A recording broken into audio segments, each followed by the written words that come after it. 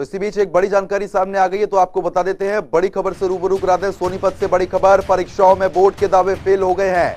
तो आपको जानकारी दे दें कि नकल रहित परीक्षा के सभी दावे फेल साबित हो रहे हैं, क्योंकि लगातार नकलची दबोचे जा रहे हैं और खुलेआम नकल की जा रही है। 10वीं 12वीं की परीक्षाओं में जमकर नकल हो रही है।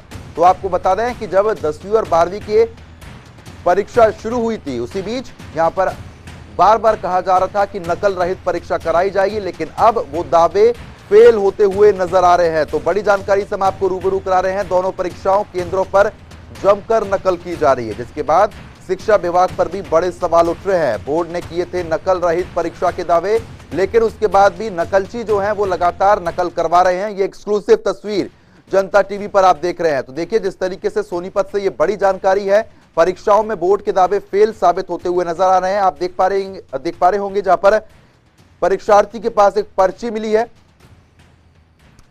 इस खबर पर ज्यादा अपडेट के साथ सोनीपत से हमारे संवाददाता राम सिंगमार हमारे साथ लाइव जुड़ गए हैं। राम, जिस तरीके से दावे लगातार किए गए थे कि नकल रहित परीक्षा कराई जाएगी, लेकिन उसके बावजूद भी नकलची लगातार दबोचे जा रहे हैं। सोनीपत में क्या स्थिति बनी हुई है? देखिए, जिस प्रकार से सोनीपत में जो है आज सामाजिक और बायो का एग्जाम था, और जिस प्रकार से सोनीपत में नकल कसने के सारे दावे जो है वो ध्वस्त और विफल नजर आए।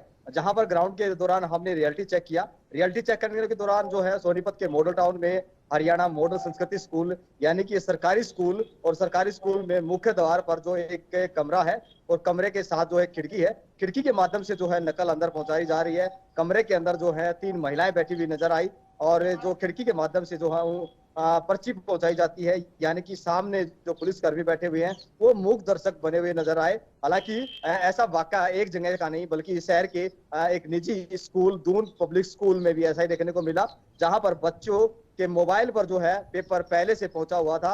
हालांकि मौके पर जो है नकल पाड़ कर अंदर पहुंचाने का प्रयास जो है वो जरूर किया जा रहा था, लेकिन सबसे बड़ी और हैरान करने वाली तस्वीर सोनीपत में सरकारी स्कूल से सामने आई, जहां हरियाणा मॉडल संस्कृति स्कूल के मुख्य गेट पर ही जो नकल का जो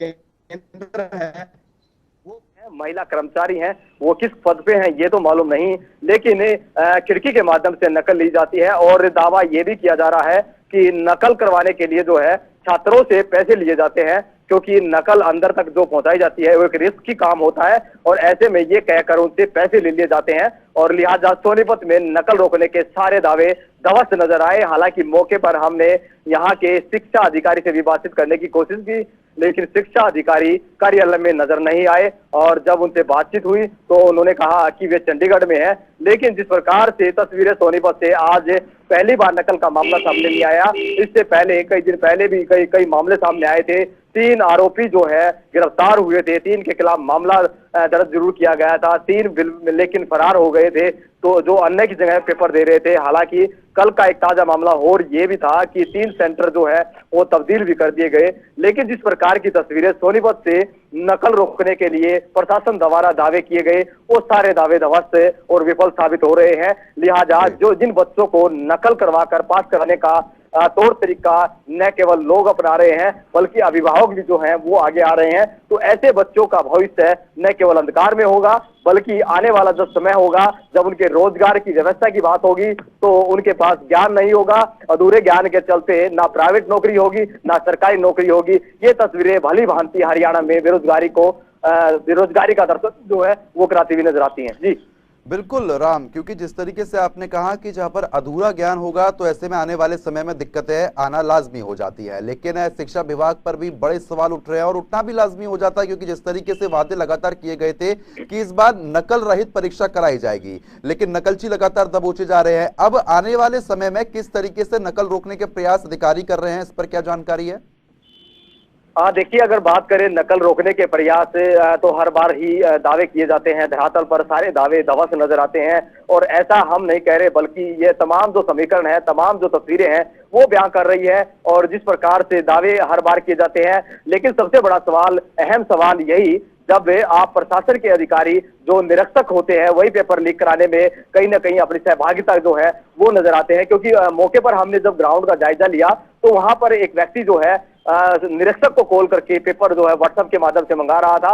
हालांकि जिस सेंटर पर एग्जाम था उस सेंटर पर नहीं था, लेकिन दूसरे सेंटर से वही पेपर मंगवाया गया और पेपर को लीक करवा कर और उस पे जो है नकल भेजने के लिहाज से जो है पूरा मामला सामने आया। लेकिन अब ये बात सिर्फ कागजों में और वादों में रह गई है। मेरे नजर में ऐसा लगता है कि प्रशासन हमेशा ही दावे करता है और ग्राउंड का जो सच है वो सबके सामने जो है मीडिया दिखाती है और मीडिया के माध्यम से जब तस्वीरें आती हैं तो एक बार फिर दावे कर दिए जाते हैं कि नकल रोकने के लिए सारे प्रयास किए जाएंगे। प्रशासन अलर्ट मोड पर है, उड़न दस्ते तैयार किए गए हैं, लेकिन वही उड़न दस्ते कहीं ना कहीं पूरे मामले को लीक करवाने में सहभागिता अपनी महत्वपूर्ण भूमिका निभाते हैं। इस बात से गुरेज नहीं किया जा सकता। हालांकि इस बात के कोई साक्ष्य नहीं है, लेकिन ग्राउंड का जो सच है इस बात से भी गुरेज नहीं किया जा सकता कि जब तक अंदरूनी तौर पर रोक नहीं लगेगी तब तक पेपर लीक होने के मामले सामने बिल्कुल रुकेंगे नहीं और इस प्रकार की नकल पर नकेल नहीं कसा जाएगा। ऐसा प्रशासन और तमाम लोग कितने ही दावे क्यों ना कर ले, लेकिन ग्राउंड का सच किसी से छुप नहीं सकता और इसी लिहाज से आज हमने ग्राउंड का सच दुनिया को दिखाया, प्रदेश को दिखाया और सोनीपत के लोगों को दिखाया। जी बिल्कुल राम, लेकिन जिस तरीके से लगातार अलग अलग टीमें भी गठित कर दी गई थी कि नकल ना हो, अलग सीएम फ्लाइंग की टीम की बात करते हैं तो अपराधियों को पकड़ने में सबसे आगे रहती है, लेकिन जो ये नकलची है इन पर क्यों नहीं कार्रवाई की जा रही है, गिरफ्तार क्यों नहीं किया जा रहा है? देखिए कहीं ना कहीं एक सवाल ये भी खड़ा होता है कि ज्यादातर जो है लोग जो ड्यूटी देते हैं उनकी सहानुभूति जो परीक्षाओं के प्रति जो परीक्षार्थी है उनके प्रति जो है सकारात्मक होती है।